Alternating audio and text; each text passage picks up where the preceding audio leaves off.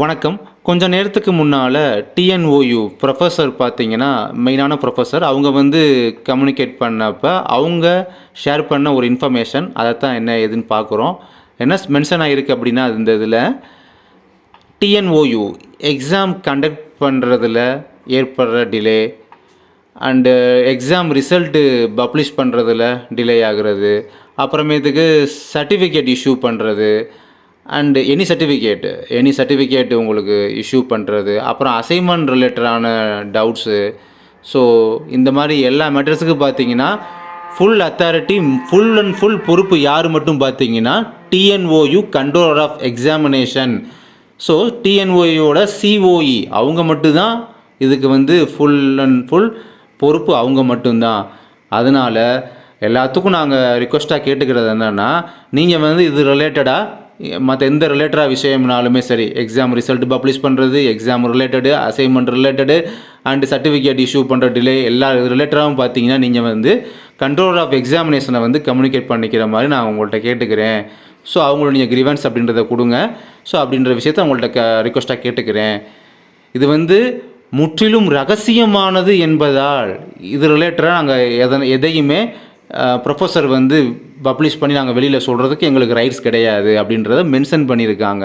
அப்போ இதன் மூலமாக என்ன சொல்ல வராங்க பார்த்தீங்கன்னா, எங்களுக்கும் எதனால் இது எல்லாமே டிலே ஆகுது, நிர்வாக காரணங்கள் ஏன் இப்படி போயிட்டு இருக்குது மோசமான சூழ்நிலையில், இது ஏன் இப்படி டிலே ஆகுது அப்படின்ற விஷயம் எங்களுக்கும் தெரியும், ப்ரொஃபஸர்ஸுக்கும் எங்களுக்கும் தெரியும். ஆனால் இது முற்றிலும் ரகசியமானது என்பதால் அந்த வார்த்தையிலே மென்ஷன் பண்ணுறாங்க பாருங்கள். எங்களுக்கும் தெரியும் ஆனால் சொல்ல மாட்டோம் அப்படின்றத அது இன்டைரக்டாக சொல்ல வராங்க. அதுதான் இது முற்றிலும் ரகசியமானது என்பதால் இது ரிலேட்டடாக எதையும் நாங்கள் வந்து அதாவது ப்ரொஃபஸர்ஸ் வந்து உங்கள் எல்லாத்தையும் சொல்கிறதுக்கு எங்களுக்கு ரைட்ஸ் கிடையாது அப்படின்றதையும் சொல்ல வராங்க. ஸோ சிஓஇயை கான்டாக்ட் பண்ணிக்கோங்க அப்படின்னு சொல்லிட்டு சிஓஇ மொபைல் நம்பரையுமே வந்து என்ட்ரு பண்ணியிருக்காங்க. இந்த நம்பருக்கு கம்யூனிகேட் பண்ணி பார்த்தீங்க அப்படின்னா, ஃபஸ்ட்டு வந்து சம்டைம் ரிங்கு போகவே போகாது, அதுக்கப்புறம் ரிங்கு போகும், ஃபுல்லாக ரிங்கு போகும், எடுக்க மாட்டாங்க. ஸோ இந்த மாதிரி தான் இருக்கும் இந்த மொபைல் நம்பருக்கு. ஆக்சுவலி இந்த வீடியோக்கு பிஃபோர் ஒரு வீடியோ போஸ்ட் பண்ணியிருந்தேன், அதிலேயே உங்கள்கிட்ட சொல்லியிருப்பேன். டிஎன்ஓயு கேம்பஸ்க்குள்ளே பார்த்தீங்கன்னா அவங்க டோரு கேட்டெல்லாம் க்ளோஸ் பண்ணிக்கிட்டு அங்கே இருக்கக்கூடிய ப்ரொஃபஸர்ஸ் எல்லாமே உள் இருப்பு போராட்டம் அப்படின்ற விஷயத்தை கால வரையின்றி பண்ணிட்டு வர்றாங்க.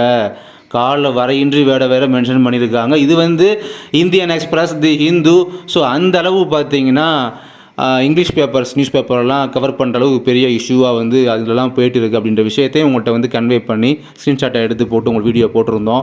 ஸோ இதுக்கு ரிலேட்டடாக ஒத்து வருதா அப்படின்றது தெரில. ஏன்னா அவங்க வந்து எப்போ இந்த மாதிரி மெசேஜ்லாம் பண்ண மாட்டாங்க. இது முற்றிலும் ரகசியமானது அப்படின்ற வார்த்தையெல்லாம் மென்ஷன் பண்ண மாட்டாங்க. அதாவது பியூர்லி கான்ஃபிடென்ஷியலி அப்படின்ற வேர்டெல்லாம் மென்ஷன் பண்ணியிருக்காங்க. ஸோ அப்படிங்கும் போது இது கொஞ்சம் ஏதோ ஒரு ரிசல்ட் இப்போ வர்றதுலாம் நம்ம ஸ்ட்ரகிளை ஃபேஸ் பண்ணுற மாதிரி இருக்குமா அப்படின்ற மாதிரிலாம் தோணுது. எனிவே என்ன நடக்குது அப்படின்றத வெயிட் பண்ணி தான் பார்க்கணும் போல்.